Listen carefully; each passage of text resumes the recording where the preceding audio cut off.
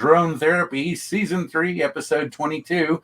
And yes, oh, she's talking. She's still working in the office. You can see Z to the O to the E, FPV. Zoe FPV is in the house. She's a voice talking to us from her secret business headquarters on the West Coast. How are you doing, Zoe? Pretty good. I feel bad for not being at my main computer setup and being on video right now, but I'm really glad I could at least join you via audio. I'm happy, considering as much as I have pestered the hell out of you in the past month and a half that you're here. So, guys, I'm going to go ahead, since we jumped right into it, because as we know, Zoe's a business lady and she's got some stuff coming up at the end of the week with Rotor Right. I'm going to pass it around and let my co-hosts introduce themselves, and maybe each one might have a question or two to break the ice. And I'm going to pass it to Nemo Edwards first. Hey, everybody. It's good to be here. Zoe, it's like, I feel like this is like I'm fanboying a little bit. It's it's good to be here with you, and I'm gonna like just shut up so we can get to you talking and asking you questions. And with that, I'll pass it over to Mr. John.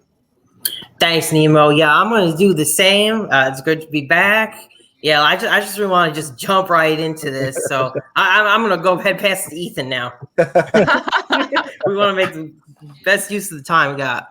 Hey guys, well, it's been gone for about a couple weeks now, but it's great to be back, and I'm so excited to have Zoe on tonight and finally meet you. I've been watching all your stuff, and big fan. Congratulations on becoming a Rotor Riot pilot. But I'll pass it back to Bill. Well, I'm glad, and thank you. As you can see, we have a few people in the chat. Let me throw up a couple. We can see Drone Effects with Claude's here, the grumpy vlogger in the house. Glad to have both of you here, gentlemen. We can see Josh from Parks and Tech, better with the drone, David Smith, and some weird dude called Coast to Coast Drones. I don't know who he is. Anyway, I know Coast to Coast Drones. That name looks familiar. Okay, so I did a little research while I was, getting ready to have you on here. Is it true that you actually won the first ever sanctioned FPV race? Yeah, that's one of my major claims to fame, was that I was in the first ever sanctioned FPV race here in the United States, and I won. It was interesting because, like, at that time, like, there were no real racing. Like, I saw a post on meetup.com about racing drones, and Charpu was supposed to be there, and I was like, you know what? I want to go race Charpu. And thankfully for me, in some ways, he didn't show up, and I was able to win that race. That was how I first understood about FPV racing. Was they told me, okay, you got to go check out Charpu, and then because I'm an animation nut too, I kind of found out his backstory, and I was like, wow. So it's even cooler then. Charpu, he's an idol. Like, I just gotta say, like, Charpu inspired a lot of people to get into FPV. Now, he didn't necessarily inspire me to get into it, but when he was, and everything else he did inspired me to keep pushing and push further than I ever did. Like, my first Spider Hex, the one machine that I won that race with, I actually, quote unquote, Charpu'd the camera on it to 45-degree tilt so I could actually have a high degree of tilt while racing. And that, I think, is what helped me win. So, yeah, much love, Charpu. If you're out there listening by chance, I love you. Oh yeah, I think we all do, as far as that's concerned. Wait a minute. I have a question. Who invented the toothpick? Okay, there's contention on that. I still don't understand what the big deal is, personally.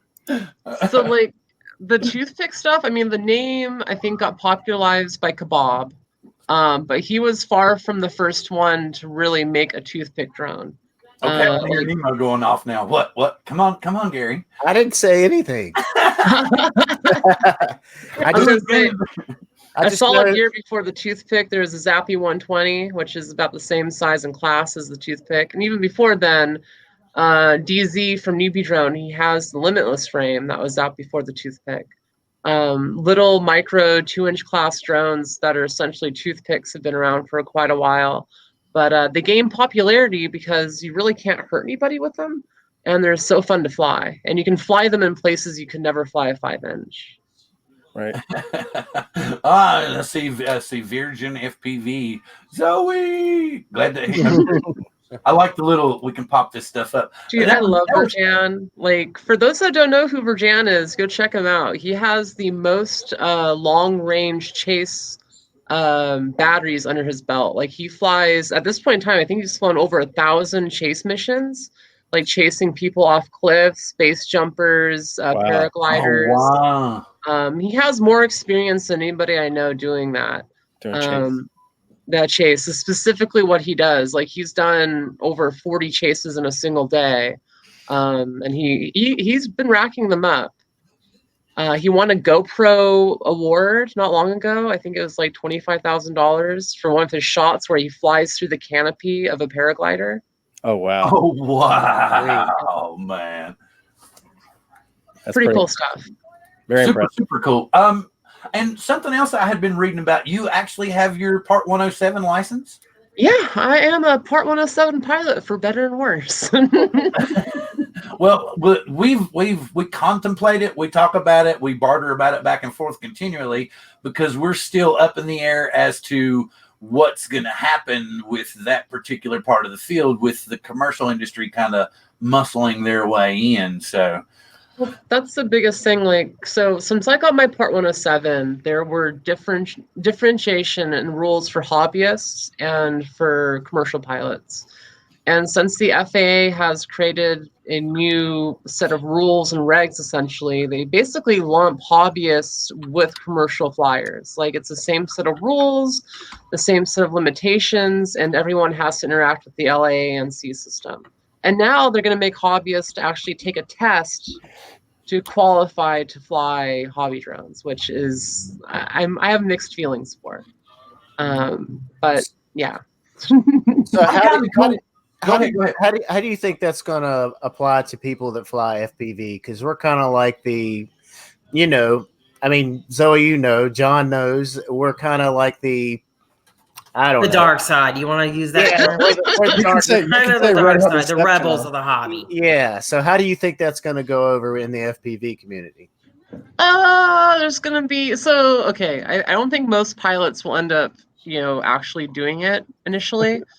It seems to be another rule and regulation that doesn't make a lot of sense to people.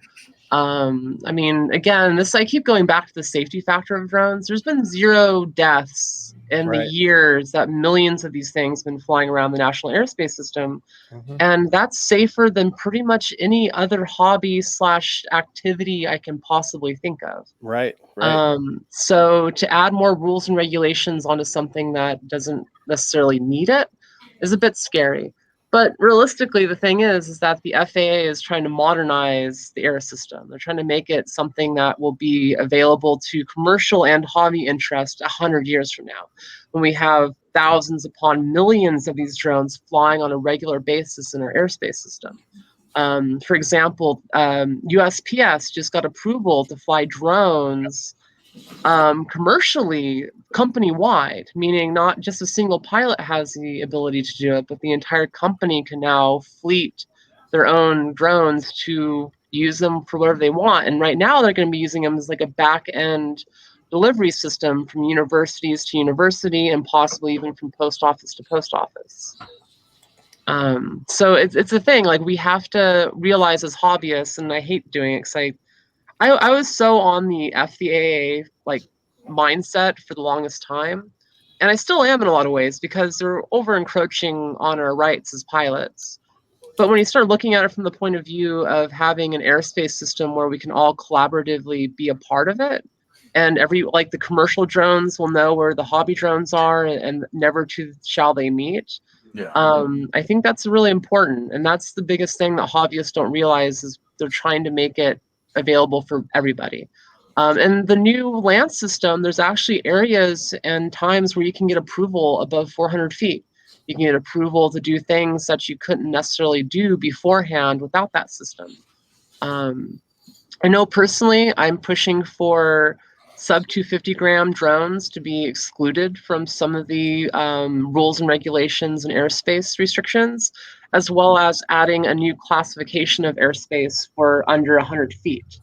meaning that if you're a hobbyist flying within 100 feet of the ground or object, you would not need to necessarily use the LAANC system to get into the airspace. Like New Zealand, for example, has done that, and it has worked out so far. So I think it's something there's precedent for, as in it's been done in other countries. It's something I think pilots in the US should really think about, because if we are able to push the FAA and legislators to add those two things, it'll cover 95, 98% of what pilots do.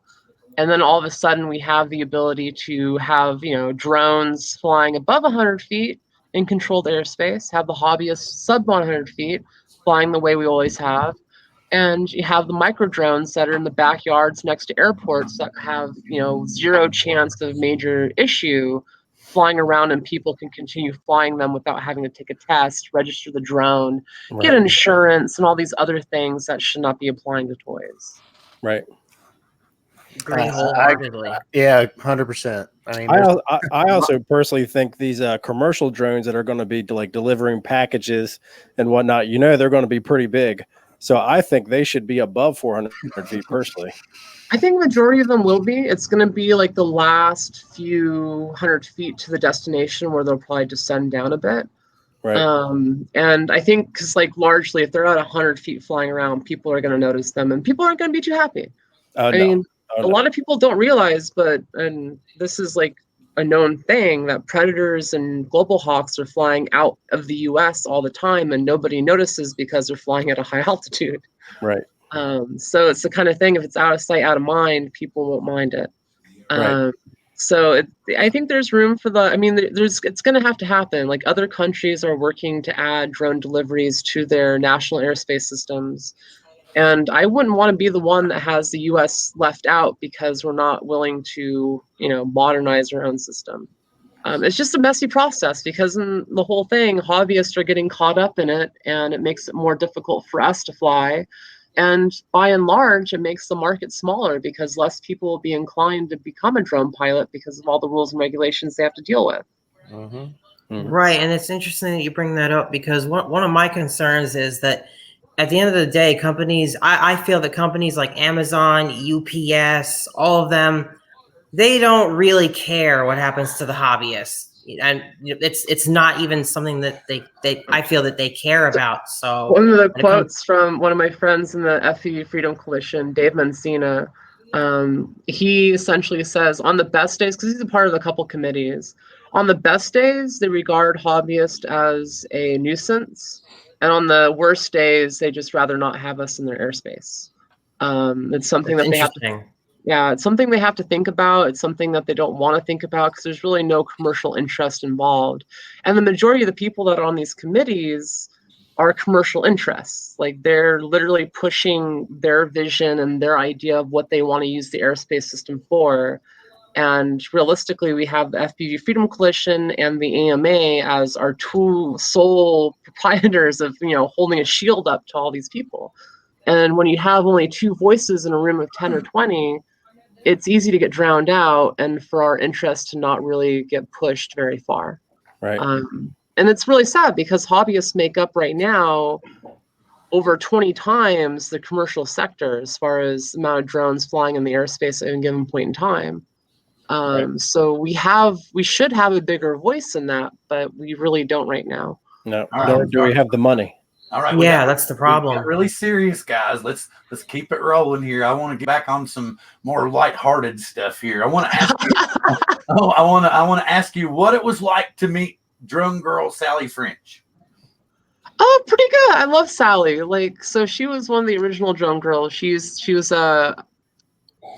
essentially an investigative journalist and a journalist, and she started finding drones as her outlet and ways to kind of promote journalism. And she's one of the few people in the industry I really trust her voice on. She's really versed in a lot of different topics. She pays attention to both the hobby and commercial side of things. And yeah, I've met her a few times, got to fly with her a couple times, and she's one of my favorite people. Very, very cool. I don't know if you can see the feed or not, but I've put up your new little pride and joy. So I was hoping you'd tell us a little bit about this. Yes, please. Yeah. Absolutely. Looks good. Yeah. Everyone wants to know more. So what you see there is the Microhawk. It's one of the projects I've been working on, and one that will become public and essentially be available for the general public. It is a whole kit. So on top, it has a Raspberry Pi, which allows it to work as a development platform. So you can do different things with it. Like pictured right there, it has an HD camera for HD recording and streaming. It has full in-out I/O, so you have the ability to connect it up to an HDMI monitor / whatever have you, and actually program and work directly off of it. It plays Doom, which is a weird thing and not really a main feature. But the cool thing is with the battery pack and the power loadout, it has an 8-to-1 thrust to weight ratio, and it flies for over 20 minutes. Holy smokes. Yeah, that's what everybody's just going, 20 minutes. Now we're talking.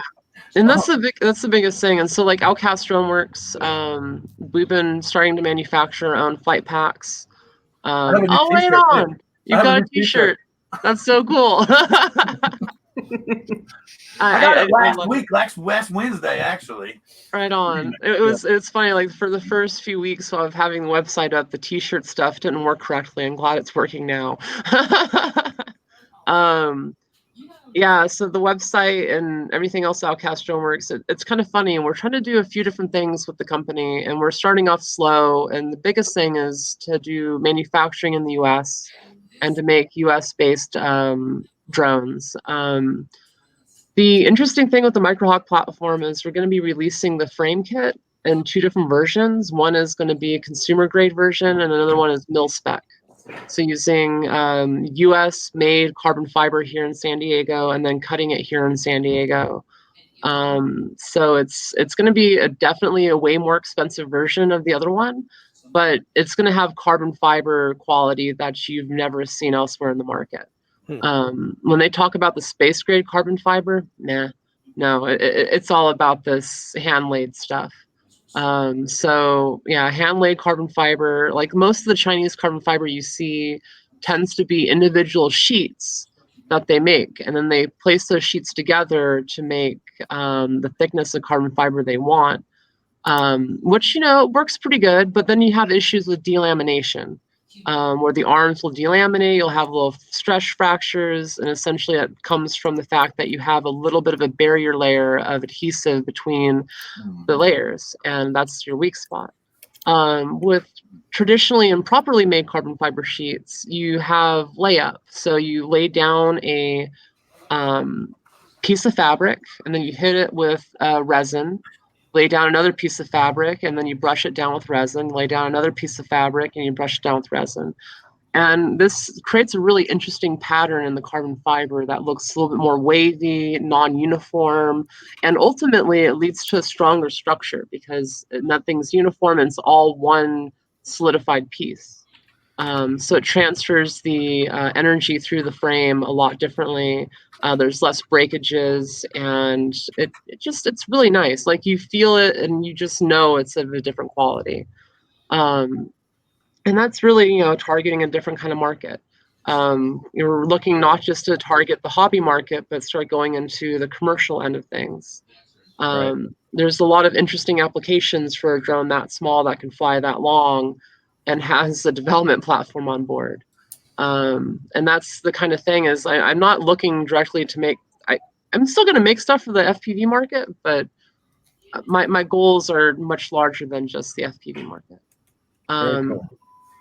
And yeah, it's a neat process to actually go through and start manufacturing things. So right now we have the 2-cell packs up on the website, and I'm actually going to be training the couple people tomorrow on how to manufacture them here in the US. The first batch of them I did myself and actually hand manufactured to create the guide and kind of basically get the idea of how to manufacture them down. And then I'll be passing those duties off to somebody else.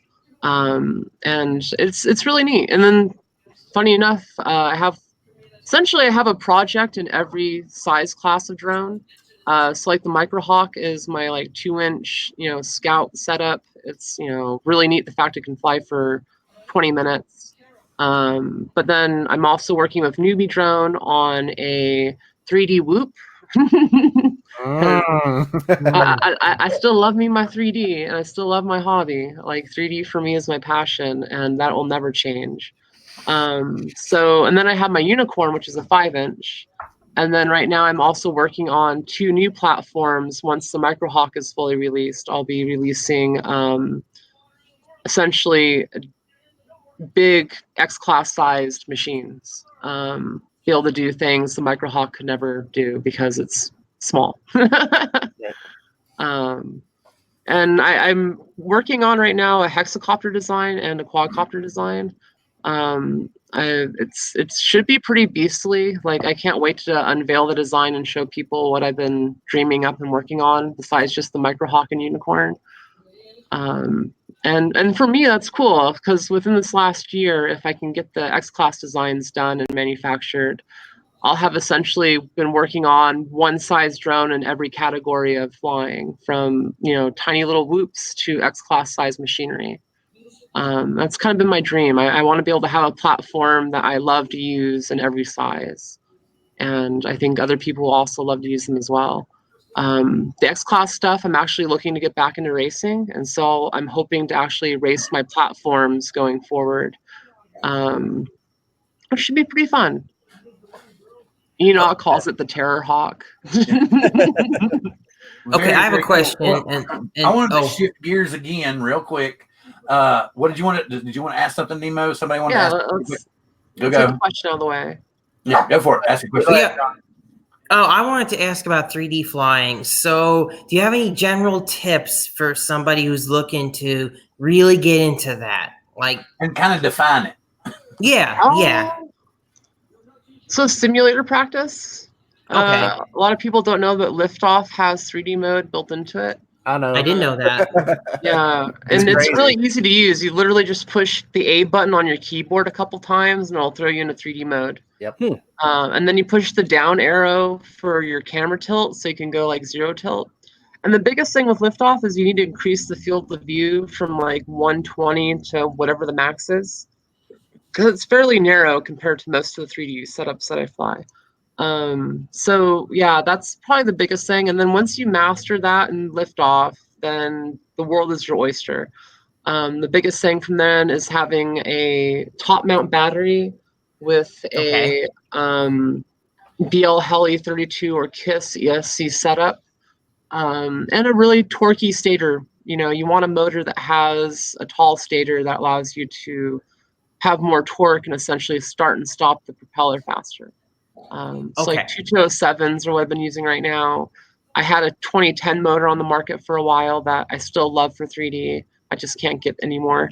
And then there's the IQ motion control modules that are out. I may or may not be working with them now to try to release a Zoe edition module in the future. And we're possibly going to be designing a V2 spec together. So nice. I'll have some more input on the development. It won't be a 2306 stator. It'll be something that's a little bit more, you know, beneficial for 3D and beneficial for switching times. And it should be pretty good. Looks like Ryan's going to try the 3D mode on Liftoff tonight. Heck yeah. Nice. Well, okay, what would the definition of 3D flying be? So like for me, I kind of break it down to 2D drones allow you, I mean, you can still have, you know, some success in the Z axis, but primarily you have the X and Y. And with a 3D drone, you can play around with the Z axis a lot more. So it really unlocks that third dimension a bit more and allows you to do things in the other 2 dimensions you couldn't do because of it. So for most people that don't know, a 3D drone, much like a 3D helicopter spins a single motor and then uses servos and a linkage system to change the pitch of the propellers to either positive pitch or negative pitch. And that allows them to essentially have either thrust in positive or negative directions, so they can go up and down really, really quickly. A lot of the neat snap maneuvers you see with 3D helicopters is because they have that linkage system.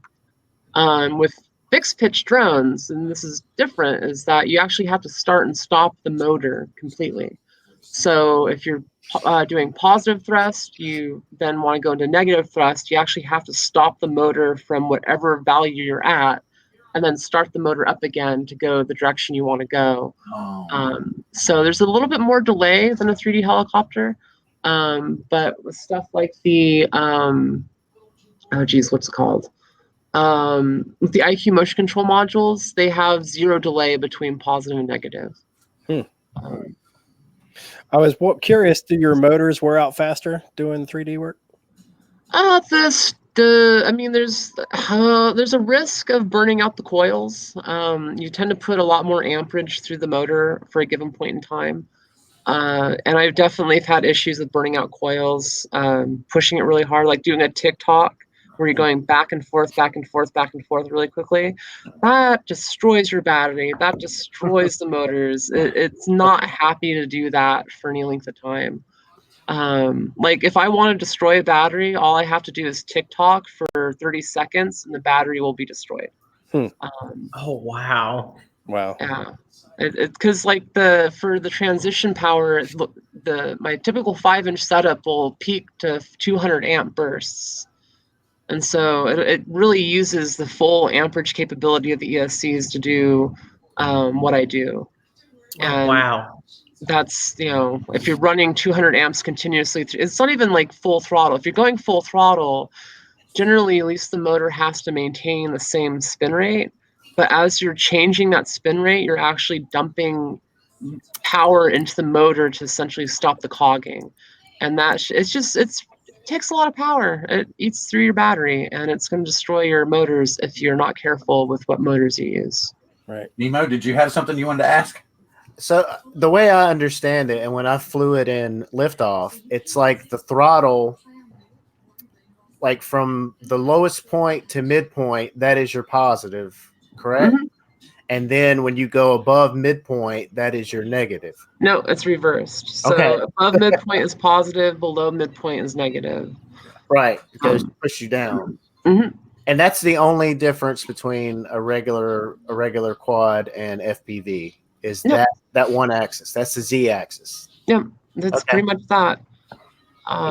It sounds a lot more simple than it is, but yeah, it's a pain in the butt. Like on Betaflight, you have to change a few different settings. Rotorite just did a video with me where they went through how to set up a quad, and quite honestly, it's probably the most comprehensive video I've done. It talks about all the weird nuances, what not to do, what to do. Like air mode, you can't really have air mode with 3D because you'll have kicking. Where the machine will go from positive to negative and like flap out of the air. So there's a lot to kind of think about. I mean, it's not for the faint of heart. It's definitely not for the faint of heart. So Zoe, I got a question for you. Have you flown 3D with the new DJI system? Yes. Yeah. No, I released a video, I think on Sunday night, Monday morning. But I reviewed the system and flew it. I got to say something really quick. It's best if you eat a bowl of cereal with it. Absolutely. Yes. The best way to do a review is eat a bowl of We got cereal. more info because of that, man. Dude, I was so upset. Like, we got the more entire info because day you I was filming intros. I was talking about the system. I get home and none of the audio is usable. And I get depressed. I'm like, okay, what am I going to do? I haven't released a video in 2 weeks. This is going to be my video. I have other videos filmed, but I wanted to get this done and out of the way. And I go get a bowl of cereal, and I'm like, okay, what am I going to do? F it, we're going to do it live. So I open up OBS and just eat some cereal.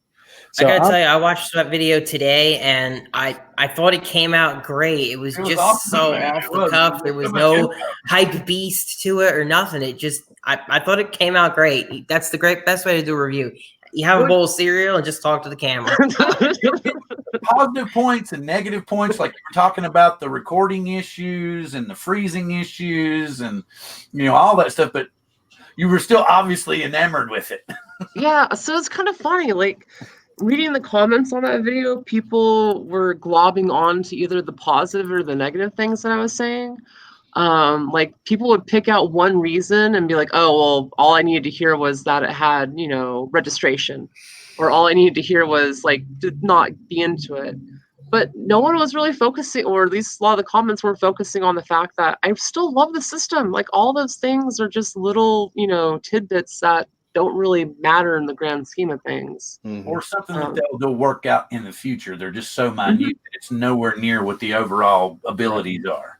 Well, Yeah. I know. So I'm probably going to be purchasing the system in the next 2 weeks, and I'm still very, very new to FPV. I only started flying about 3 months ago, and one of the things that I remember everybody telling me when I was first buying my gear was everybody said, get the best possible goggles and video system you can afford, because that's most of your experience. That's what everybody told me. So of course, I got some Fat Sharks and got some nice cameras, and now this comes out and I'm thinking, okay, is that going to make my experience that much better? Yeah, it does. Yeah. I am waiting for Newbie Drone's new 20x20 stack that works the DJI Air system, so I can put it in my Unicorn and switch over to digital completely. Nice. I've never enjoyed flying and just chilling out and flying. It's such a different experience where you actually have your field of vision that's, most goggles are like 30 to 40 degrees field of view. The HD2s, which was the largest micro display goggle that had 50-degree field of view, that was pretty big. And I love my HD2s. Those are my daily drivers at 50-degree field of view. But then you go to the DJI goggles, and now you have 100 degrees field of view. I mean, essentially the same kind of field of view you'd have on like the Oculus Quest or the Oculus CV1, like VR goggles of modern day, use, which I also have a CV1. I'm a huge VR nerd. I sold my first DK1 goggles for a pair of Boscam Sky Zone goggles to get into FPV. It's like I've been into VR longer than FPV. Right. And to see the evolution of VR and then to see FPV, I feel like kind of being left behind and not have that kind of evolution has been kind of sad. And then the DJI goggles, like the optics on them, it is next generation. People make fun of the fact they're kind of big and bulky, but realistically, like that is where the technology is at. If you want to have a high fidelity experience, you have to do that. Because you can't get micro display lenses that'll give you a wide field of view. And for people that don't realize the difference, a micro display is essentially a tiny 1-inch by 1-inch monitor that has a high pixel density ratio. And then they use essentially the lenses that are really tiny in front of them to give you your field of view and your experience. There's only so far you can really take that technology without a huge advancement. And so since the beginning of analog goggles, we've been using largely the microdisplay setups, and they have not come a long way. And we've always been stuck with the optics. The optics you can't really change. You can get higher density screen, you can have more pixels, it can be OLED, but you're really hindered by the optics for the microdisplays. And so with the DJI goggle, they use a single 1440 by 800 pixel display, and they have 2 individual lenses that allows a much wider sweet spot than you get with a traditional HMD. I'm getting really nerdy here. We love it. Okay, so since you gave me the opening to speak again, I'm going to say congratulations, and what is it like to be a member of Rotor Riot? I don't know. I'd like to add to that. That it's very much deserved. I mean, I remember watching you with Tommy and Steele and Novak, like back when you were first flying 3D with them, and I've been a fan ever since. And I always thought, why don't they put Zoe on Rotor Riot? And now you finally got it, and it's well deserved. Well deserved. Oh, thanks. I mean, there was definitely a bit of trepidation with me joining on both sides, because like I've been pretty critical of Rotor Riot in the past, not in a negative way, but like I was on their podcast at one point in time and poking at some of the issues that I've dealt with and have seen in the community. And likewise, I'm pretty outspoken, and they I've spoken my piece multiple times in this industry. I think in better ways than some, and I've definitely gotten a lot better at it. And so for me to join them was a huge honor. The fact that they'd be willing to, look past everything that I've been through, everything that I've said, all my outspokenness. which really equates to me, standing up for women in the industry and standing up for, community niceness and, good stuff. Like I've never like taken a stand on anything bad. So it was really nice, and to be able to be there with Jamie, the first 2 female pilots on Rotor Riot, I think is huge.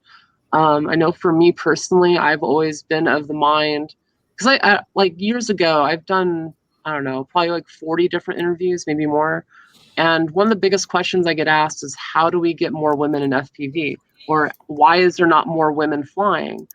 And my biggest answer is that there's no representation, really. I mean, DRL, DR1, DRLC, all the racing leagues, even Rotor Riot, they were all, promoting male pilots. And if you're a woman and you're looking at it as a hobby and all you see are guys, it just doesn't really get you interested. Kind of turns you off. And I know, quite honestly, like when I hang out with the ladies in FPV, it's a slightly different kind of, experience. So to have us and Rotor Riot representing the women has been pretty cool. And I honestly think it's going to help encourage more women to get into it. So I know personally, I've gotten tons of messages from other women that have gotten into FPV after seeing my videos or seeing an interview I've done.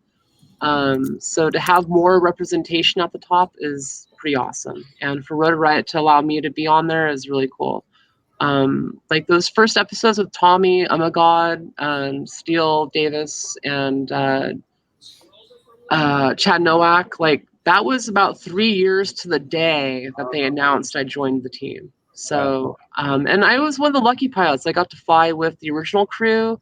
I got to fly with the 2nd gen crew, and I've been able to meet and hang out with the majority of the Rotor Riot pilots. And a lot of people consider me quote unquote OG.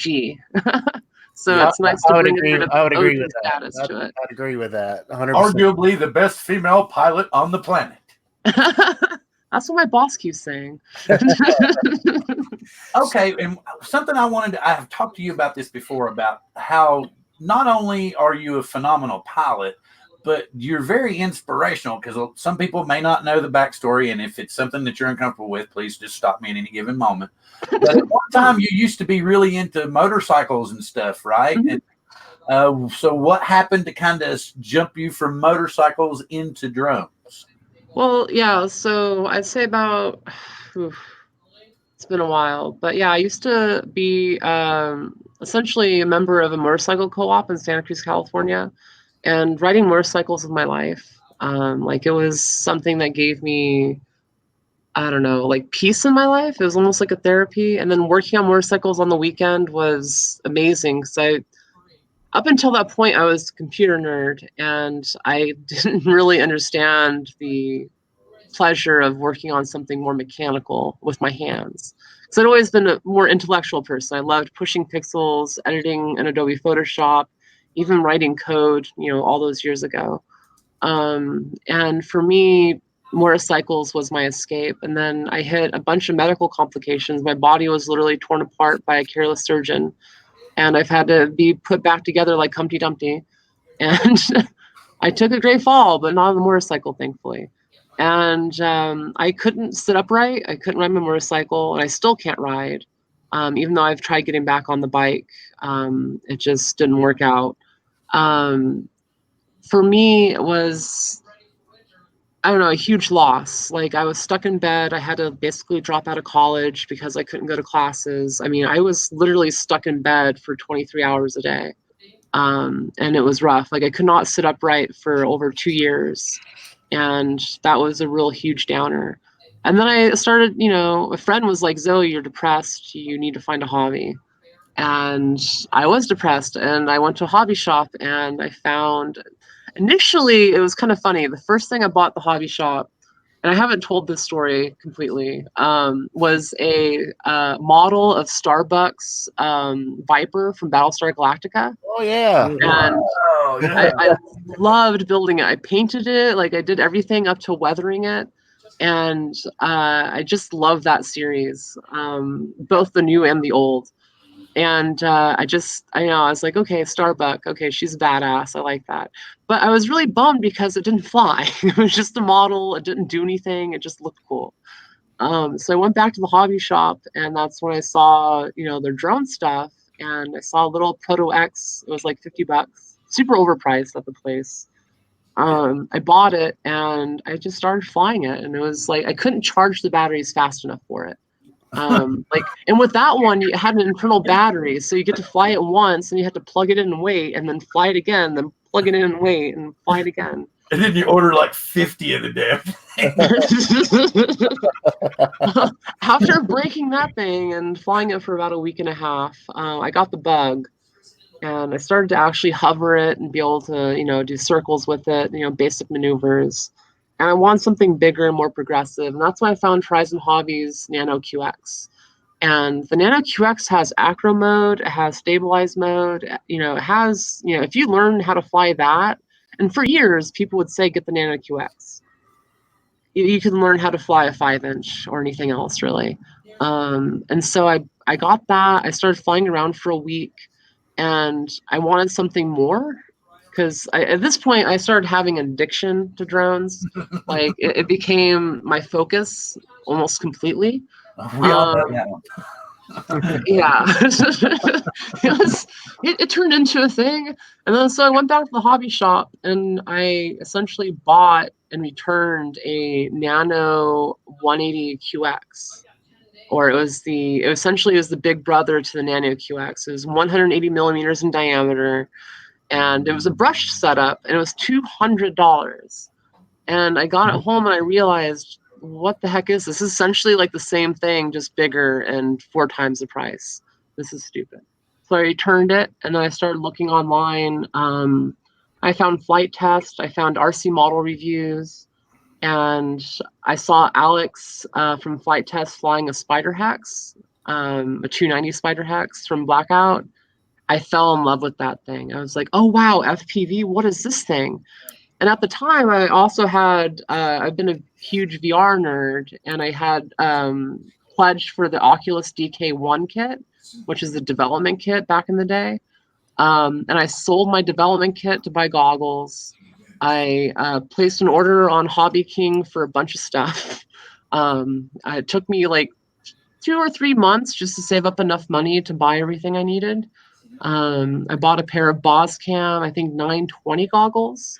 Really nice goggles, actually. And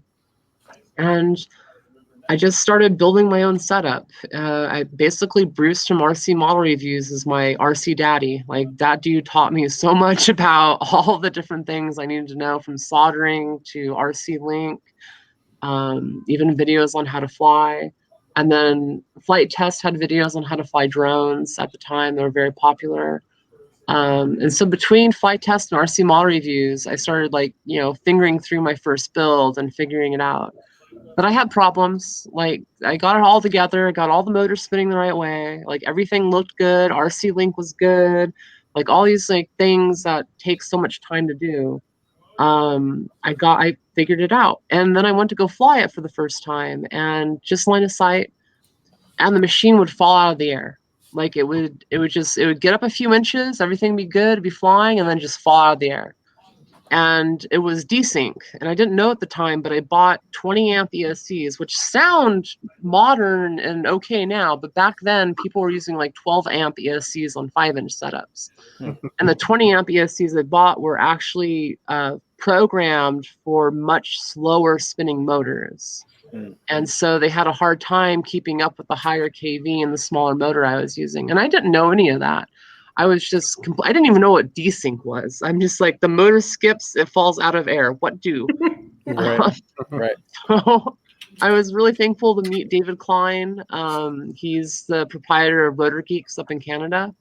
And he essentially walked me through an email on how to set it up. I ended up buying some ESCs from him, but he basically taught me how to flash my ESCs from Simon K to BL Heli. And in the process of flashing them to BL Heli, I also was on the cusp of a new feature, active braking. And active braking had literally come out in the time that I was just building my drone. So I put active braking on it, and I put BL heli, and then lo and behold, the machine flew great. I was like ecstatic with it, and I got it working for the first time in a hospital room, which scared the shit out of the hospital staff. I bet. So it was quite the experience. And then my first time flying it was coming back. I wasn't even like well enough to really like go to a park or anything, and I was excited to fly it.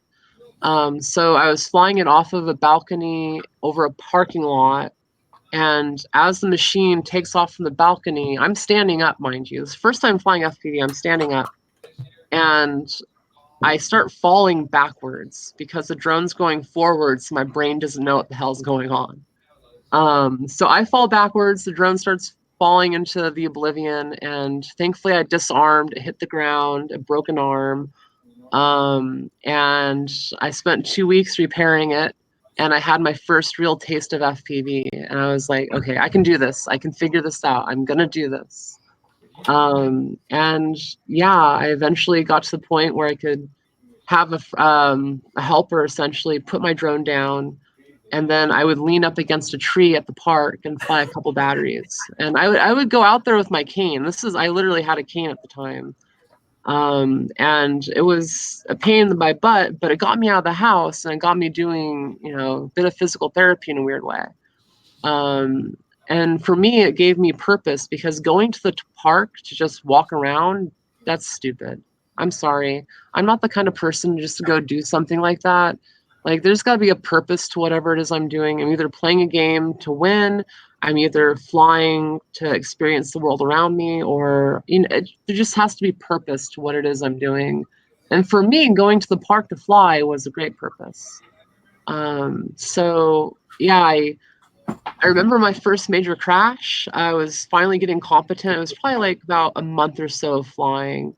I finally got like competent. I could actually do fast forward flight and start maneuvering around stuff. And the moment I got like comfortable with it, I sent it into a giant boulder going 30 or 40 miles an hour and completely destroyed my entire setup. And it took me about a month to recover the setup and keep flying. It was a pain in the butt. Like, to fly back then, the drones were not nearly as durable as they are now. There was not nearly as much information on how to set them up. And you really had to be a glutton for punishment to get up in the air and keep flying. So I'm super thankful it's not as difficult as it used to be. And it's only getting easier for newbies. Like, with all the rules and regulations, it makes it more frustrating. But the thing that has me excited is how much easier drones are getting to fly. And with them becoming easier to fly, it means more people will actually pick them up and start flying them. Absolutely. Something that I wanted to tie into this, that was your story and everything when I was talking about the inspirational thing, kind of the reason that I started drone therapy, because I noticed that because I just do this for the heck of it. I love drones. I love talking about drones. I love flying drones. And I realized that for me personally, and very similar to the way that you talk about this, drones are therapeutic. So like, if I'm having a bad day, a horrible day, I can go out, put something in the air, and in about 5 minutes, I'm just like, so much better. And that's the one thing that I really wish were more studies done on, was what the effects are of FPV on the brain, because it's almost a digital drug. This is the thing. Okay, first and foremost, you have to think about what drugs are. Okay, they're a chemical that causes a chemical reaction in your body to either directly attach to receptors in your body that then release other chemical reactions that make you feel certain ways or do certain things. FPV is kind of like that without the initial chemical reaction. It locks into your brain in a way that allows you to essentially experience adrenaline without having to have a direct, thing that actually puts you into danger. Like, when you fly, you're so locked into the experience that you feel like you're actually flying for a few seconds. Your brain has to do nothing else besides process what's going on. You have new images that are coming at your brain. And there's other things, like if people are familiar with the EDMR, or rapid eye movement therapy, it's where your eyes are moving back and forth very quickly and you're not focusing on something, and allows you to essentially defocus your brain from reality and focus on something else.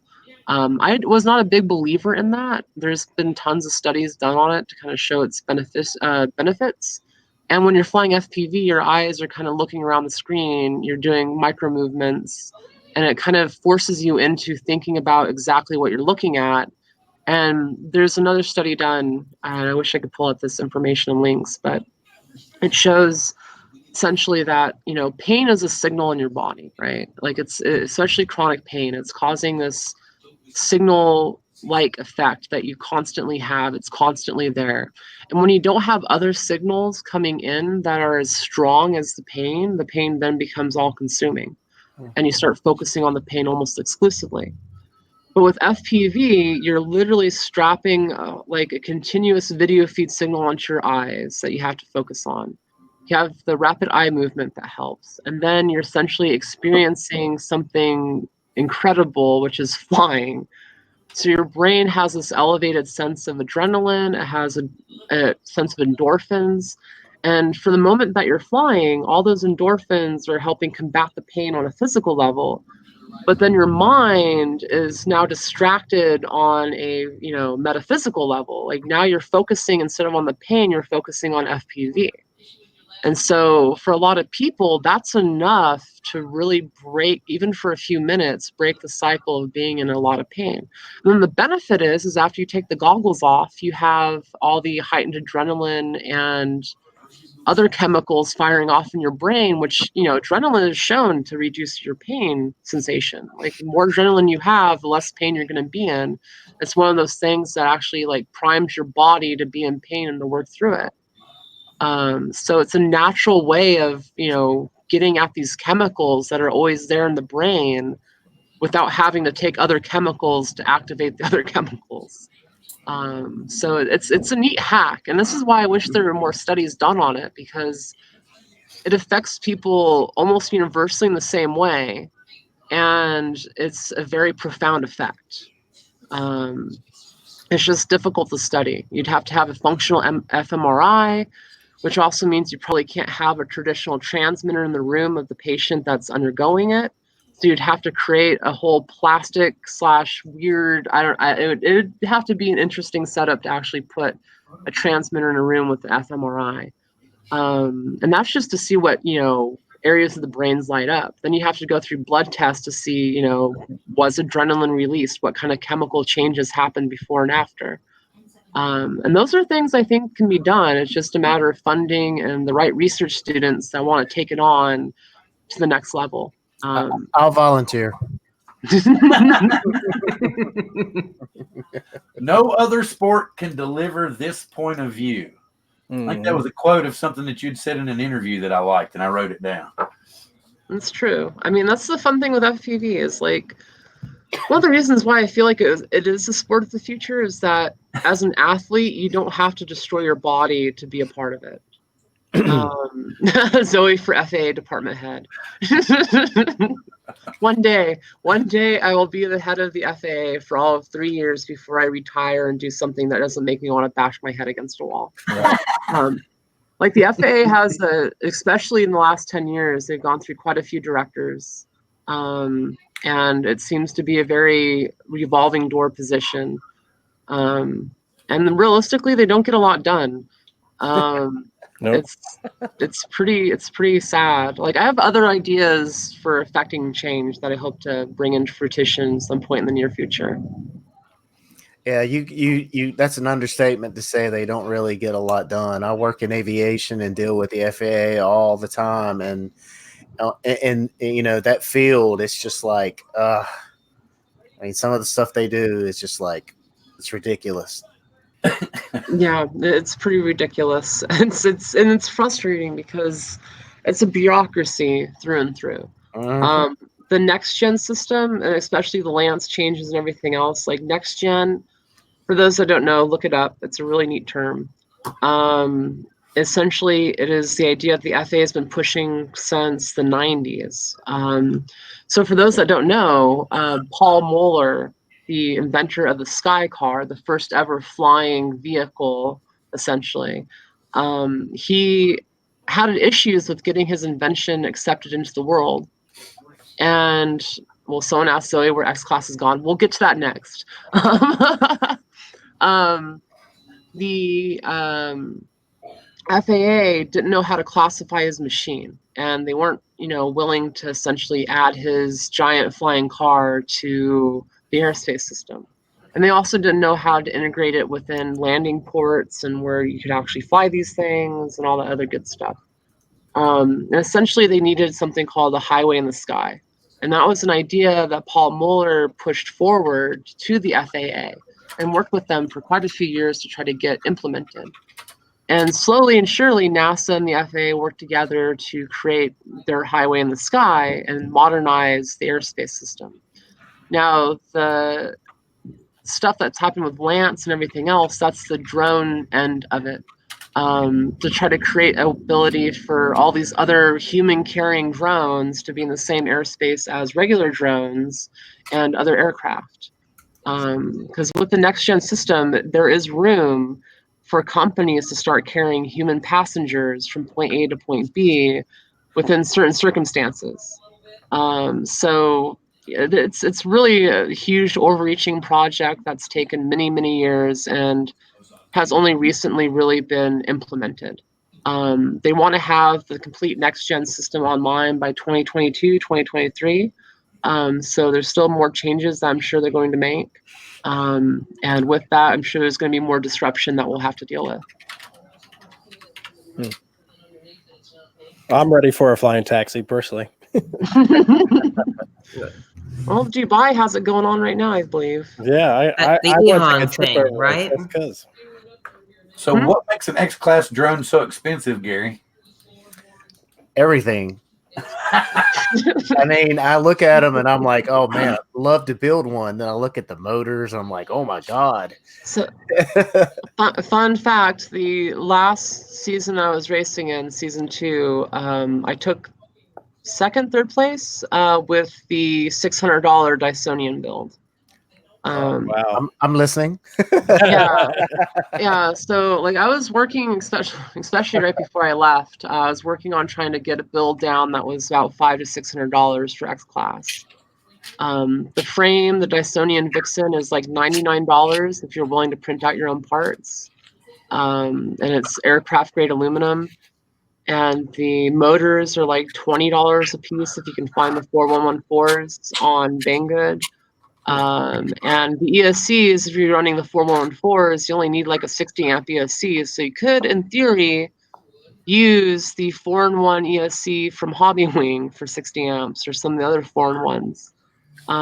So it really becomes more practical, especially now. The biggest thing is the crashes. Like they're not as durable as a 5-inch, and you're going to start breaking more parts when you do crash.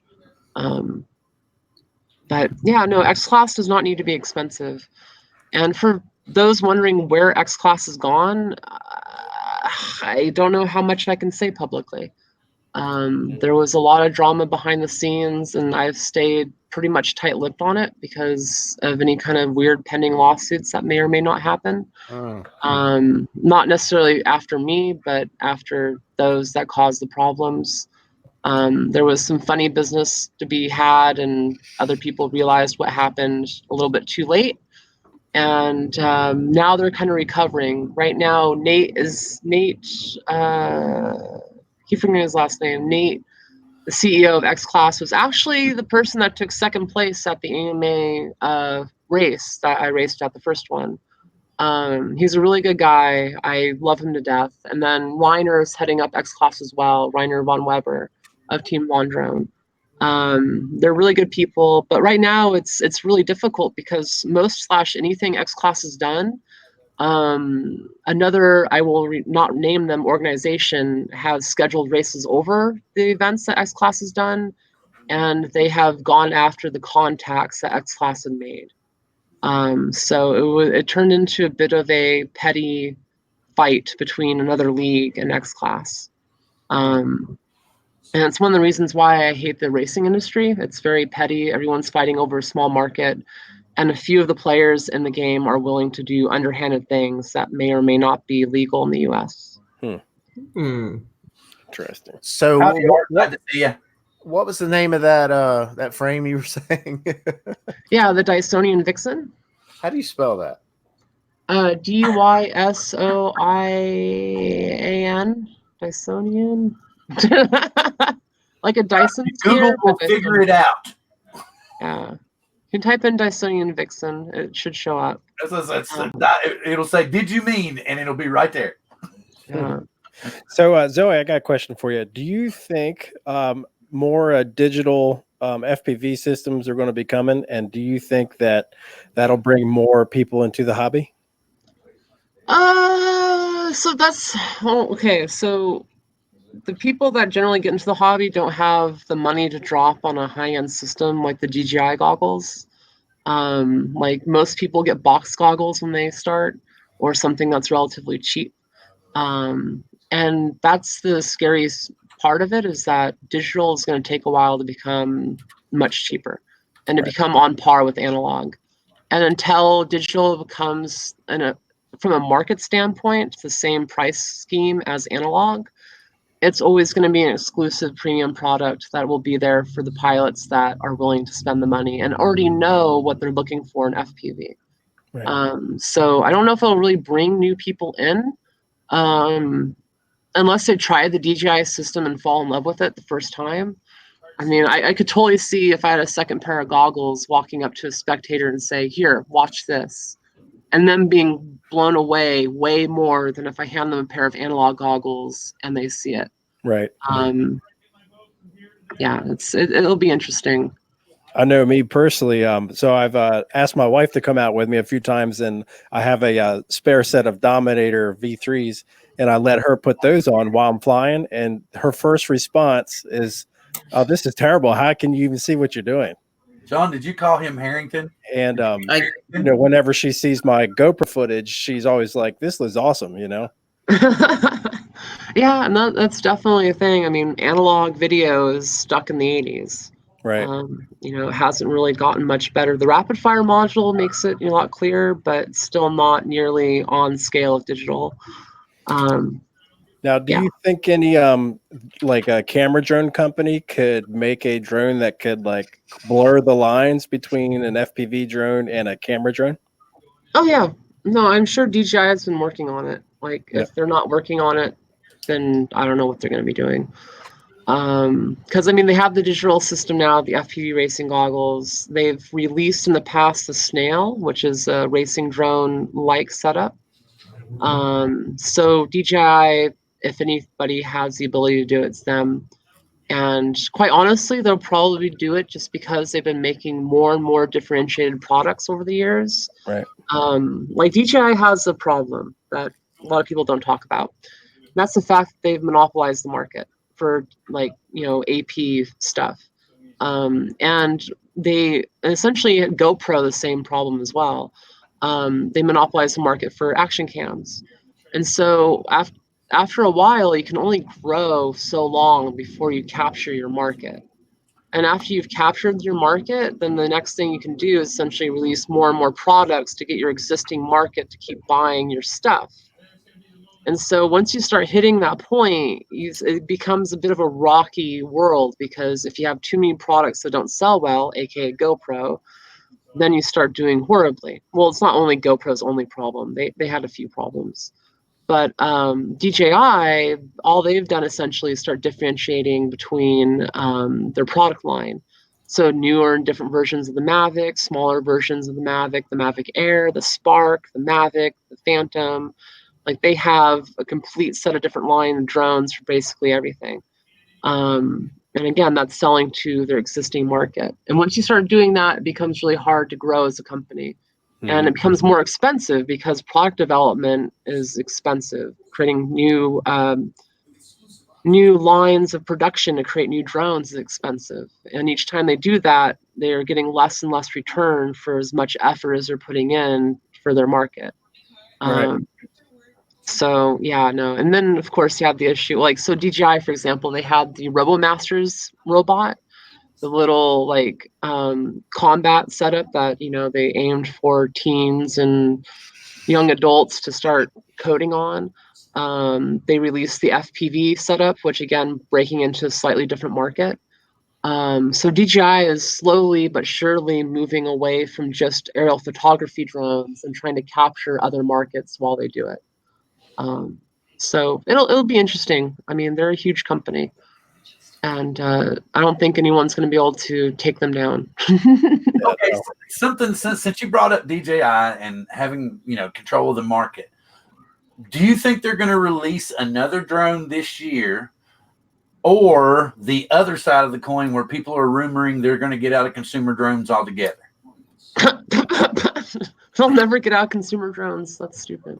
That's what we say. That's pretty much what we always say too. But I don't know. I haven't really been paid attention to their release cycle this year. There's a chance they could release another drone.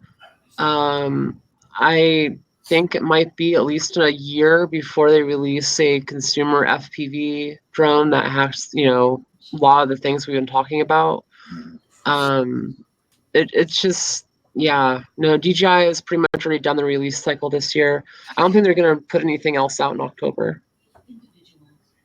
Okay, that's cool. Go ahead, Ethan.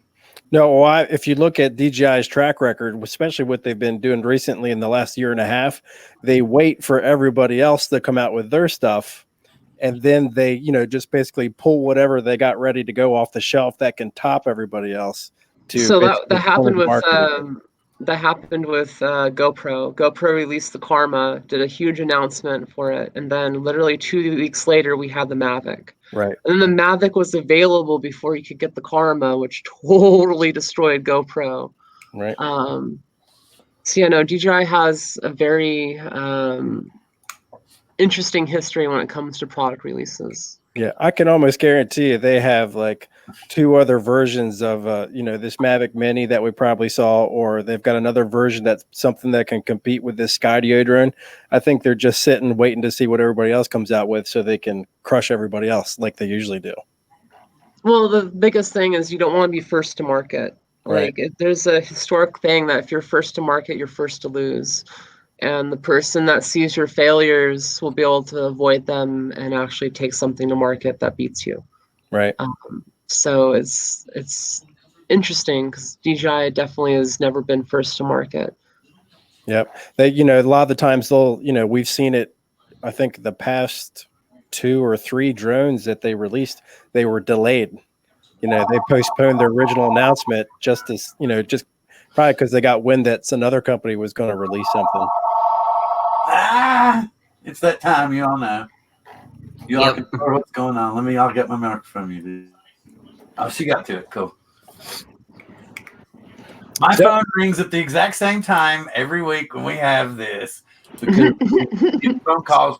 We take care of people and we get their daily ride confirmations at this time. So, Zoe, do you prefer to race or freestyle? I prefer to fly 3D, which I guess is freestyle. That'd be like freestyle plus. I think that's what that is. Yeah. I love racing. Like racing for me is one of my passions, and quite honestly, something I've kind of distanced myself a little bit from over the last year or so. Just because some of the things I said between the cattiness within the drone racing leagues and the just meh. I mean, it just become kind of meh. It's expensive to race, especially now. Like back when I got into it, it was a pretty open playing field. It was mostly intellectuals and, people that thought it was a cool idea that got into racing. And now you have kids that have parents that get them into racing with deep pockets that allow them to crash and race. And it's kind of hard to compete with unless you have a bunch of sponsor support, which again is hard to get. It's really hard to stay competitive in the drone racing scene. And then the same thing goes if you have a full-time job anywhere else outside of drones, you're probably not going to get enough practice in to actually stay competitive.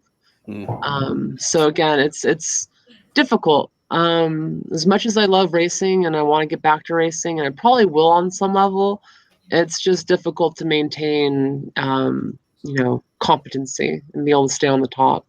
But that being said, I returned to a race last month, and I took second place. I hadn't raced in like 8 months. Still got Yeah, I still got it. Nice. I beat a DCL pilot, so that was fun. Wow. I was going to ask you, do you have any intentions of like trying out for a DRL or anything like that in the future? Possibly. I mean, so yeah, maybe. I mean, I could definitely kick some butt on DRL. I think I'm a weathered enough pilot, and the stock class of racing definitely gives everybody kind of the same advantage / disadvantage, which is something else I dislike about open class racing. It's not necessarily a better pilot, but who has the faster rig. Right. Right. So, yeah, like I got a chance to actually fly with the Racer 4 with Rotor Riot, and I killed that thing. I had that thing locked in and flying fairly competently within 2 batteries. And That's super cool. I would be honored if DRL had me on. I think I would definitely be interested in trying out. My biggest issue with the tryouts is that only one pilot gets to move on. I mean, it's like to get on DRL, if you don't do well in the tryouts, which is simulator based, not even real drone based, you're kind of SOL. So to put all of my time and energy into trying out through the simulator is, I don't know, kind of depressing. Yeah. Because even though I might be better at level than some of the other pilots, I'll be passed over because I didn't win that one thing. Well, hopefully it gains a lot of traction where they can grow it to a bigger size. Yeah, that's one of my biggest complaints. DRL needs 120 pilots, not 12. Right. Oh yeah. I mean, any sport has, a large, healthy community of people that are part of it. I mean, the NFL, just look at the NFL. How many NFL players are there? Right. I mean, what, thousands at this point? Hundreds to thousands. Right. In DRL, they're banking on 12, 15 pilots. So it changes things a little bit. That's one of the biggest contentions right now with DRL, and I noticed at the Phoenix Cup is that it's still mostly a reality show. There's a couple points in time in the racing where in the final heat, someone left the line before everyone else, before the tone, and they didn't re-race it because it was the final heat. And they still crowned the champion of that round.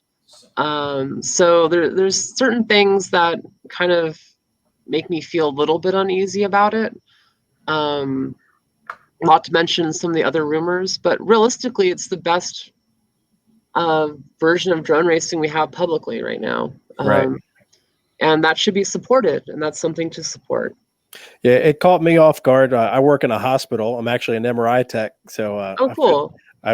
I'd see a lot of patients like you, but have you ever had a patient with carbon fiber splinters in their hand that caused issues? I have not, actually. I have not. But I know carbon fiber is conductive and can cause issues in the MRI machine. So yeah, no, it was something I had to deal with. But I have some of the doctors I work with have come up to me because they know I have a drone channel, and they've asked me, "Have you seen this drone racing with all the lights on and everything?" I'm like, "Oh yeah." I was like, "You guys watch that?" They're like, "Yeah, it came on TV." I thought it was really cool. I was like, I was just blown away that these guys would even watch that. So it's really cool. I've had that same experience, weirdly. Like, people that don't know me as a pilot have mentioned, oh, drone racing, the thing on TV. Oh yeah, I just watched it last night. Like it's definitely getting out into the public more. Although I gotta say, I don't know, so there was a big event that happened that a lot of people haven't been paying attention to. And that was the fact that drone racing went from being on ESPN2 to NBC primetime. So it went from going on a network that almost nobody watches to a network that is mainstream. Right. And that is a huge change. And with that change, I was actually kind of expecting a bigger change in the Google trends. So I'm a huge data nerd. Google Trends kind of tracks the interest in drone racing over time. And you can see the peak of drone racing trend, and you can see the crash in drone racing trend. And through all of that, you can basically see how the industry grew and then shrunk. And within that, my point being is that DRL, their seasons or episodes, whenever they come out, they actually spike interest on the global trend. And you can kind of see when the new episodes come out, when the finals are. You can see multi-GP's season of racing. You can see, you know, different events can be correlated onto the Google Trend map. But the biggest thing I was really disappointed with was the fact that the trend data didn't change a whole lot after going to MBC. There was definitely a spike of interest. It went up about 30%, but considering where we were at, it's nothing compared to what the actual peak of interest in drone racing was. But it's good. It's a trend upwards, and that trend helps the entire industry. So, you know, I hope DRL is able to format their races in a way that make more sense to the public. In the same way, you know, create a racing league that's more legitimized and is more exciting to watch. Right. Oh, there's my ride.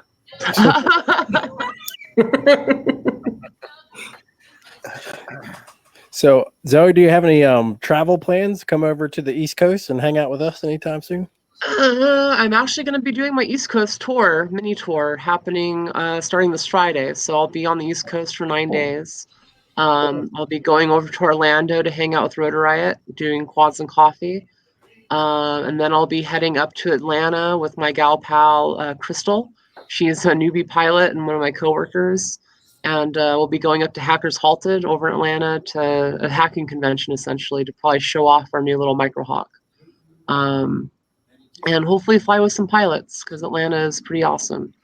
So yeah, I should have about a day or so of travel from from Orlando to Atlanta. I'm hoping to stop a few times and fly with some people. I'll be taking the coast up, I think going through a few of the major cities in Florida before heading over to Atlanta. So if anyone wants to come hang out with me or whatnot, try to go to Quads and Coffee. If you can't make it to Quads and Coffee, hit me up, because I'll probably be going along the coast, and I'd really like to fly with people while I'm there. Brian will probably be down there. Brian Newsom's down there all the time. He shows up down there and hangs out with Drew and them all the time. There's a couple of pilots there in Florida, you know, just a few. I mean, I'm sorry, Atlanta. I'm sorry. Oh yeah, I'm in Atlanta. Atlanta's the mecca for drum pilots right now still. Right. Yeah, I wish I'm in Baltimore, and I wish we had the office stuff that they have. Man, some of that stuff that they fly looks awesome. Well, I'm in the Midwest, and people here are more interested in shooting down drones than they are. What kind of drone was it that Benson flies, guys? Do you remember anybody? TBS. It's Oblivion. Okay. Yeah. He does these long, like swooping cinematic things. And did you all notice that Frank came through earlier? I was wanting to bring him up while Zoe was talking and busy and stuff. Can you imagine using 3D flying with what they're talking about? With like the X-Wings and the fighter jets and stuff like that? We've got some friends from the video editing world or whatever. One gentleman in particular is working on a software called Filmer, where you can plug in different points from different softwares and actually have 3D aspects and points to get camera views and stuff. So they're always begging us for drone footage so that they can put 3D models in it and look like they're having fights. Very similar to the drone wars that Rotor Riot did a few years back. It's kind of funny, like I don't know, 3D has one interesting aspect that a lot of people haven't looked at, and that is for a cinematography drone that has no landing gear. So you have the camera and battery on top, it takes off, and the whole thing flips over, reverses the directions of the motors, and now you have a platform looking down. The landing gear on most of those rigs are big, bulky, and heavy, and they detract from the performance of the machine. And then the other thing too is you have a machine like that can be upright or upside down. For your slow cinematic shots, you have the camera pointed down, but then when you want to get a chase shot, you flip it back upright, and now you have a camera that, if you're in motion, is essentially out in front of the machine and allows you to capture a really high detailed shot that you couldn't get elsewise. So it may or may not be something I'm working on. May or may not be something I'm working. Well, I just thought it's kind of cool that you were on tonight, and we had some of them on a couple of weeks ago, and they got really excited when they started looking at the FPV footage and realizing what they could do with it, and then they started posting stuff, up in Coast to Coast Drones on Facebook, and and so everybody started getting excited, so they're all sending them different footage, and then I don't know if you all saw. Film Sensei was on last night, and he was like, yeah, I got some of that footage, and then I started putting some models in it, and then I realized I was in way over my head. So Frank's the one that's really going to make us something cool out of it. I just thought it was kind of cool. I know that some people on the East Coast have jobs tomorrow that they might need to wind things up and get off, so I wanted to check with people and see if anybody needed to go. I'm good. I'm good. I think I can hang out for a little longer. I had a feeling you'd stay. Okay, continue with your questioning, folks. Oh, well, Zoe, would you like to stay longer? I guess I should ask you. Yeah, I got a couple minutes. I mean, I'm currently watching my boss bang his head against a machine that I've been waiting to see work. So it hasn't started working yet. So I'm down to talk a couple more minutes. All right, cool. All right, so questions continue, gentlemen. I was going to say, if anyone has seen the new GoPro 8 commercial, there are several shots in there that had to be an FPV drone. Oh, absolutely. Had to be. There's no camera drone that I know of that would get those shots. It had to be an FPV drone. I'll be honest with you, I like the built-in mount. Yeah, that's cool. That is cool. I like that a whole lot. And I'm not sure I'm so keen on all the peripheral plugins. Wait, what camera is this? The GoPro 8. Oh yeah, the 8. Oh yeah, no, they definitely got shots from FPV drones for that. Johnny FPV, I know, has been on their payroll before. So I can only imagine that he submitted some of his footage for the video.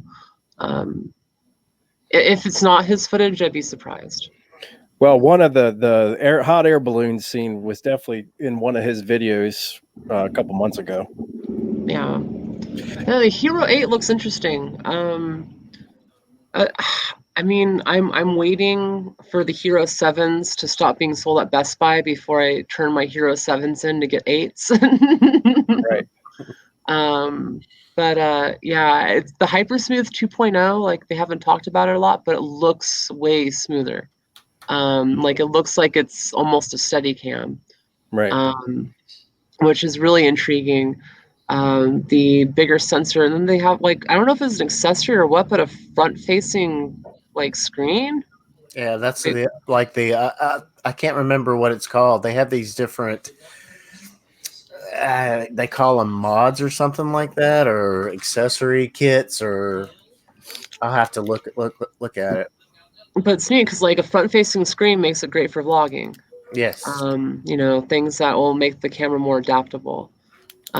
Is it the same form factor? It looked a little different. It's a little bit bigger, and no, they say it's lighter, but what they're saying, it doesn't have like the little two things that connect to like any kind of GoPro base or any kind of thing. It's got two little tabs that flip down, and that's how you attach it to any kind of floaty or anything like that. Huh. Yeah. So it means a whole new set of accessories then. Basically, but they sell these. They're called mods. There's a media mod, there's a display mod, and there's a light mod. And those won't be available for pre-order until December. Oh, geez. Well, so now, wait, watch DJI announce their new Osmo camera that's right. cheaper and does everything else better. Or what I think they'll do, they'll just have a major firmware update to the Osmo Action. Attack. That would be nice. Speaking of the Osmo Action, so the GoPro 7 definitely does better with FPV than the Osmo Action does. And the Osmo Action, if you do like a flip or a roll, it definitely has like a delay in the rock steady. And it's really jerky if you fly it around. Well, I mean, to my knowledge, GoPro actually tests their equipment with FPV pilots. I know Johnny gets test equipment. At least I knew at one point in time he did. And a few others are definitely testing out GoPro's products before they go into production. So it's not their main market, but they're definitely making sure their equipment works with what we're using it for. Nice. They're my babies. I love those cameras so much. Like, you can use them for vlogging. They get great vlog footage. The sound quality on them is pretty decent. And then you can actually use it for FPV and flying and, you know, getting footage that way. Yeah. While we're on the subject of getting footage, somebody has a question in the chat, and I was wondering it too. They already sent me an X-Class setup to build out, and I haven't built that out yet, so I don't want to, like, hey guys, I know I like the X-Class stuff, but can you also send me something else? Nah. So once I get that built out and tested, I'm gonna ask them for a Cinewhoop to fly around. If not, I'll probably buy one from iFlight. They look pretty legit. And then what was the other company that has them and builds them? He's out here in California. Crazy Quads. Yeah, Crazy Quads also does Cinewhoop builds.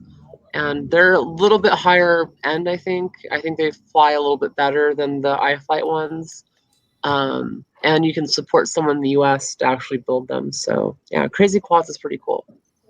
So I have a question I was wanting to ask you. Do you ever mess with camera drones or anything at all? A little bit. Unfortunately, I sold my Mavic to fund my motorhome adventures almost a year ago now, and I haven't gotten another Mavic to replace it. But I love cinematography. I love setting up shots with the Mavic. It hasn't been something it's something I need to do. Like, I have a really good eye for it, and I have the stick skills. I just need to spend the time to practice with a Cinewhoop and get some AP setups going. But one of my goals is to put a gimbal on an X-Class setup and to send it with a DSLR into the air. Wow. That'd be cool. Nice. Well, the reason that I kind of brought this subject up is we just had a release of a new American-made drone yesterday, the Skydio 2, which is supposed to be an autonomous drone. So Skydio is pretty cool. I was wanting to know what your thoughts were on that. A friend of mine actually did some of the QA testing for it. Where the police are coming for me. Again, oh shit! They got the helicopter up and out, going down. So yeah, Skydio. I had a friend do some of the QA testing, and his job was to charge the drones and then actually have the drones chase them around a forest. For like weeks at a time. And so they were testing, you know, the performance of the tracking capability. And Skydio realistically has the best like tracking platform as far as you don't have to have a marker on you. It can detect what you are, where you are, and then your path that you've taken and kind of figure out what path you're going to take. So it does a little bit of predictive analyzing of what you're doing. So like it's pretty cool. Like, I'd love to get my hands on one for testing and flying.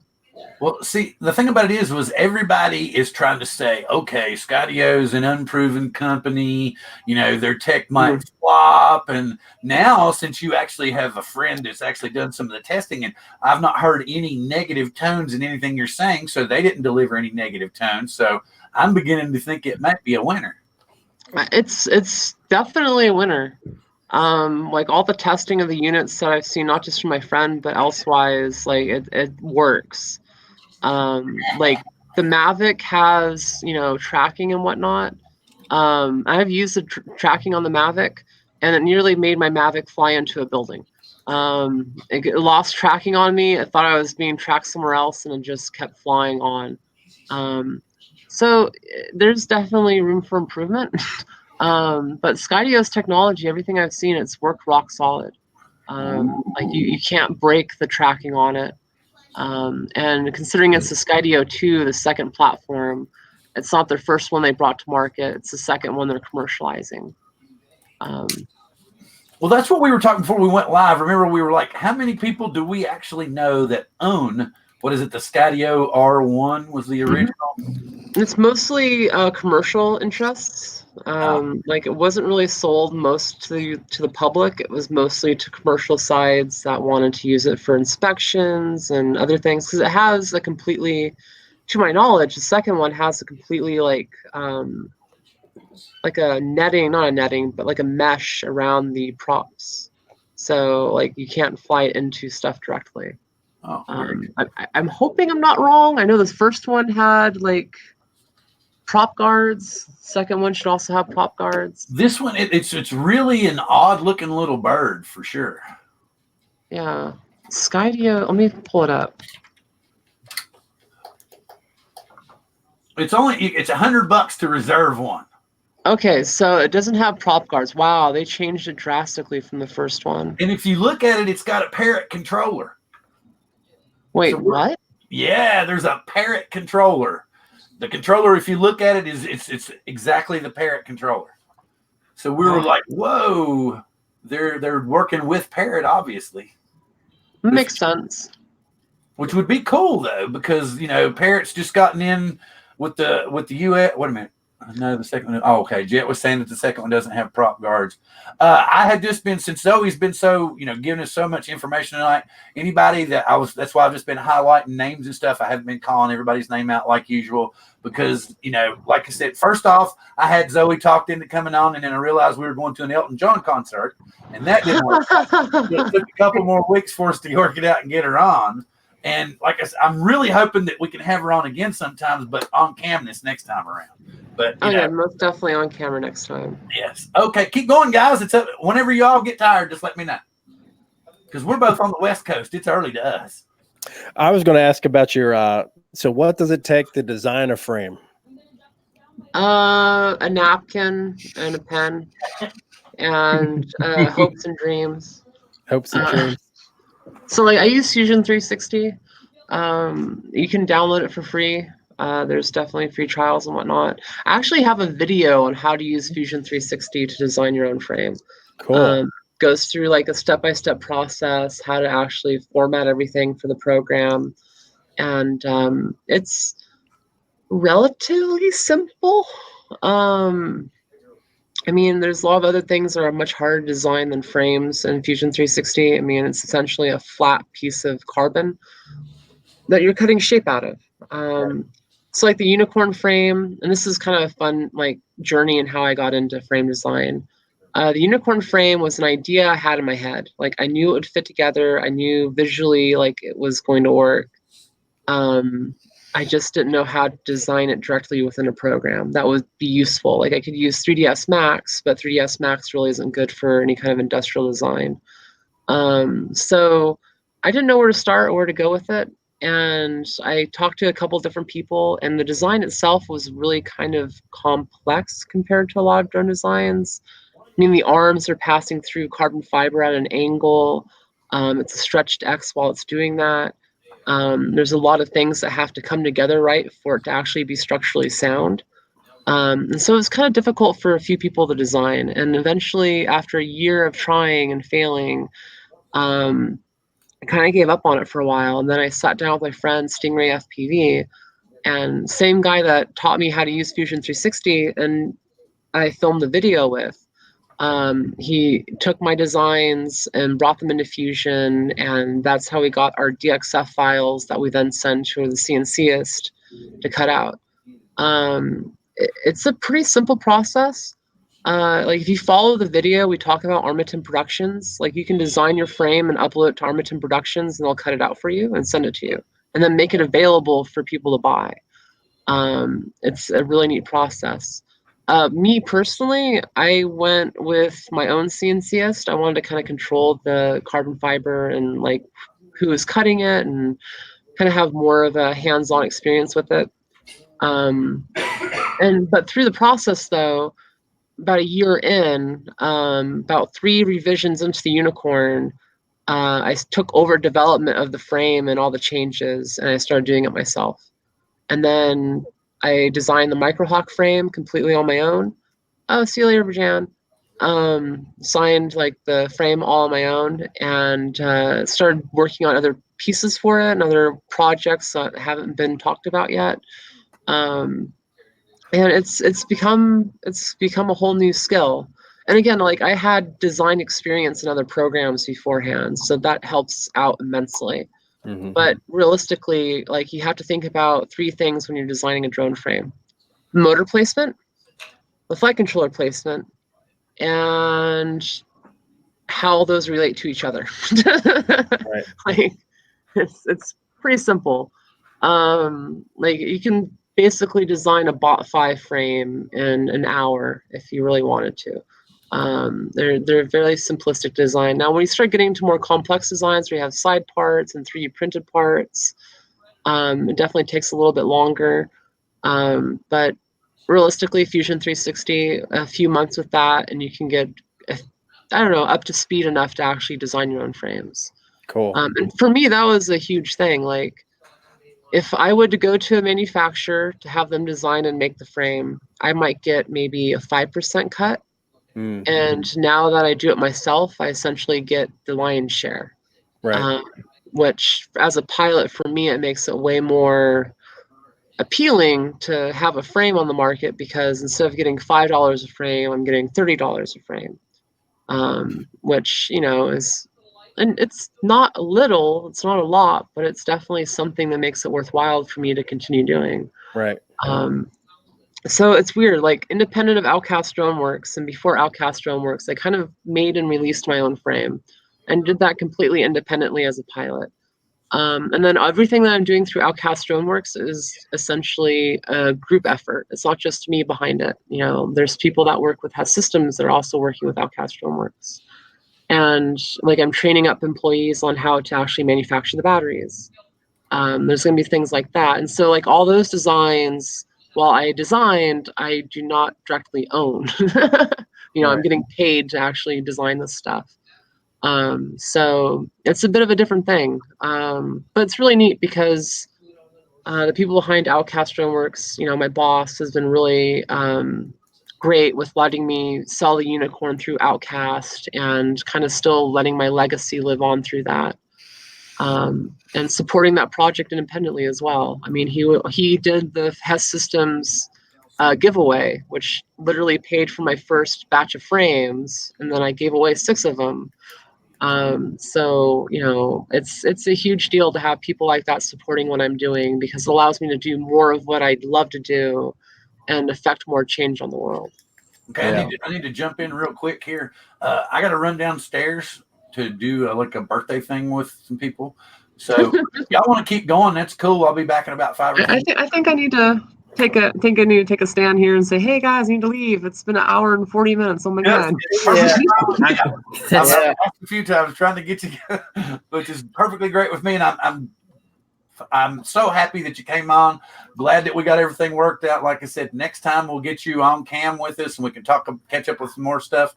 So I'm going to pass it around first to John so that he can say his good evenings, and then he can pass it around and we'll let Zoe say good night, and then I'll It was absolutely awesome to have you on. I learned a lot. You're a super down-to-earth person, and can't wait to have you back on. All right, I guess that's it. Good night, and I'm going to pass this on to Nemo. I just like to say, Zoe, I'm super impressed. You're very intelligent and, a wealth of knowledge about FPV, and it seems like a bunch of other stuff too as well. I enjoyed the nerding out and talking about all this stuff with you guys as always, and I appreciate you taking time out. I know you're very, very, very busy. You have a lot going on, and I really do thank you for that, for coming on and taking the time to talk to us. And I hope to see you again soon. And with that, I will pass it over to my man, Ethan. Zoe, it's been an absolute pleasure being on here and talking with you tonight. I'm a huge fan. I'm geeking out right now. But but I would really love to meet up and try to fly with you sometime in the future, you know. But you're definitely a wealth of knowledge and really inspiration to everybody. But just really glad to have you on. Can't wait to see you in the near future. So, and with that, I'll pass it on to Bill. Okay, I wanted to say thank you very much. And Zoe, you can tell everybody good night, and then I'm going to tell everybody at the end of the show. Hey everybody, thanks for having me on. Hopefully you enjoyed this interview. If you want to check out more stuff by me, look me up on YouTube, Z to the O to the E FPV, Zoe FPV, or Zoe Stumbaugh, Stumbaugh on the internets. I'm everywhere. If you have questions for me, hit me up on Facebook or YouTube, and I will try to get back to you. And as always, I love your faces. Thanks for listening to me ramble on, and hopefully you had a great night. Thanks, Zoe. Thank you very Thank much. you. I want to Thank say you. thank you to everyone else here, and we will see everybody next week. We're going to have Michael Barrington on from Accelerated Heights. And with that, peace.